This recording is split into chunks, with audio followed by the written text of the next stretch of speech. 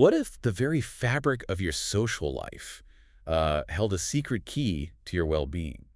Something that shapes your health far beyond just, companionship. Yeah, it's a fascinating idea. We often think connections are just nice to have, but what if they're a kind of capital, Yeah, actually impacting your health outcomes? exactly.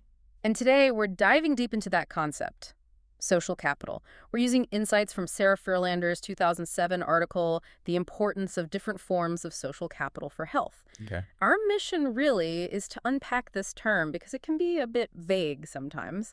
We want to show you how different kinds of connections, well, they lead to surprisingly different results for your health. Okay, let's get into it. Mm. So social capital. Basically, it's a resource you access through your social networks. Like Yep. Robert Putnam said, social networks have a value. Right. It's not just about feeling like you belong to a community. It's about the actual returns you get from those social investments you make. Precisely. And while social capital is generally good for health, Ferlander's work really stresses how crucial it is to distinguish between the different forms. The article focuses on network types as the key thing. Gotcha. So let's start with the first main type, bonding social capital. Right. This is based on what are called homogeneous networks, Mm-hmm. people who are pretty similar to you, maybe Yeah. in age, ethnicity, Yeah. education level. Think close friends, your immediate family. These are your strong ties. Exactly, your inner circle. And this bonding capital, it definitely has big health effects. On the plus side, it gives you that vital emotional support. Like the chicken soup when you're sick thing Putnam mentioned. Yeah, that kind of comfort. It boosts your confidence, helps manage stress. Hmm. But here's the twist. Uh-oh. Those same close ties, the ones meant to support you, can also be a source of major strain. Things like conflict, envy, disappointment, Oof, yeah. and even the emotional burden on the person providing all that support. And something else that's maybe surprising, in these really tight-knit groups, especially maybe in deprived communities, these strong bonds can sometimes unintentionally normalize unhealthy stuff. Like what?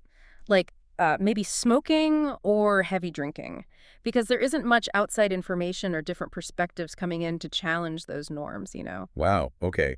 So our closest relationships can be double-edged swords. Stressful, maybe even reinforcing bad habits. Yeah.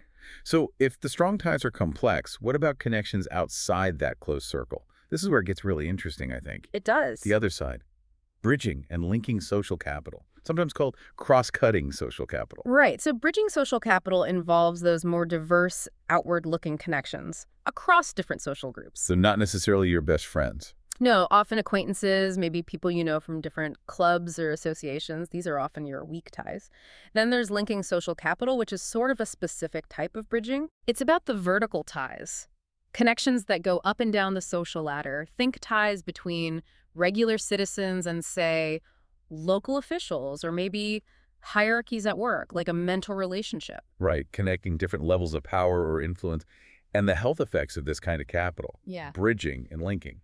Mostly very positive. These ties give you access to new information, different resources. They really boost problem solving. Helps you find out about stuff. Yeah, exactly. Increases your chances of having the right kind of contacts for finding a job, getting good health advice, things like that. It opens doors. Makes sense. And at a community level, places with lots of bridging and linking capital, well, they often have more clout. How so? They can influence political decisions, maybe fight budget cuts for services, get better access to schools, housing, healthcare. All that leads to better public health overall. But there's a nuance you mentioned with the linking capital. Yeah, those vertical ties. They can be used negatively too. Think nepotism, corruption. It depends on your position and your intentions, obviously. Understood. And crucially, these different types aren't spread evenly, are they? No, definitely not. Poorer people and areas often have lots of that close-knit bonding capital, which is vital, but less of the bridging and linking kind. And that difference can actually, sadly, reinforce health inequalities. So, summing up, social capital isn't just one thing.